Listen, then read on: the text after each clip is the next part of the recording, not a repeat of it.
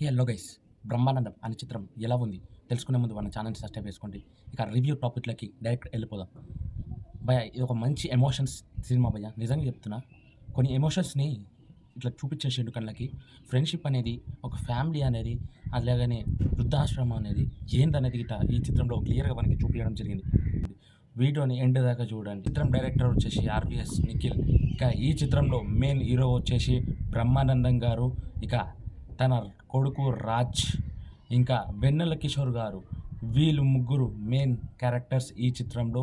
ఈ చిత్రంలో ఒక 4 కథలుంటాయి భయ్యా. ఆ 4 కథలని ఎలా చూపించిండంటే నిజంగా చెప్తున్నా పర్ఫెక్ట్. ఒకటి ప్రేమ, ఒకటి ఫ్యామిలీ, ఒకటి ఫ్రెండ్‌షిప్, ఒకటి సినిమా భయ్యా. ఫస్ట్ హాఫ్ మొత్తం మన హీరోకి యాక్టింగ్ అంటే ఇష్టం అనేది చూపించిండు. అయితే ఫస్ట్ హాఫ్ ఒక హాఫ్ అన్ అవర్ తర్వాత మన హీరోకి యాక్టింగ్ అంటే ఇంట్రెస్ట్ కదా! ఇక అది అవకాశం వచ్చినప్పుడు మధ్యలో ఉన్న వ్యక్తి ఏమడుగుతాడంటే ఒక 6,00,000 రెడీ చేసుకో అంటే మన హీరో దగ్గర ఉండదు. అదే సమయంలో బ్రహ్మానందం ఎంట్రీ ఇస్తాడు.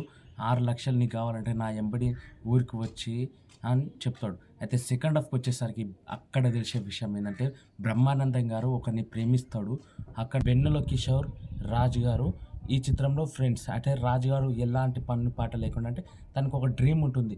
ఎవరిపైన బతికి ఉండకుండా ఆయనంతలో ఆయనకి యాక్టింగ్ అంటే ఇష్టం. అయితే యాక్టింగ్ చేయాలనే ఓపిక పైన ఉన్నప్పుడు తనకి ఛాన్స్ దొరకదు. అయితే 9 ఏళ్ళు వేస్ట్‌గా ఉంటాడు. అయినా సరే వెన్నెల కిషోర్ గారు ఆ సినిమాలో ఫ్రెండ్ క్యారెక్టర్‌గా పోషించి తనకు ఎంత న్యాయం చేసిండంటే ఆ క్యారెక్టర్‌కి ఫ్రెండ్ అంటే ఇలా ఉండాలిరా అనే విధంగా చూపించిండు డైరెక్టర్. నిజంగా చెప్తున్నా సెకండ్ హాఫ్ సాగుతుంది భయ్యా. సెకండ్ హాఫ్‌కొచ్చేసరికి బ్రహ్మానందం గారు గ్రాండ్ ఎంట్రీ ఉంటుంది. వేరే లెవెల్ భయ్యా. అక్కడి నుంచి సినిమా స్టార్ట్ అవుతుంది. నిజంగా చెప్తున్నా ఈ సినిమా బాగుంది. ఈ సినిమాకి రేటింగ్ 9.3 రేటింగ్ ఇస్తా. ఇక ఈ చిత్రంకి ఎంతమంది వెళ్ళారో థియేటర్‌కి ఒక్కసారి కామెంట్ సెక్షన్ కామెంట్ చేయండి. నా ఛానల్ సబ్స్క్రైబ్ చేసుకొని జై హింద్.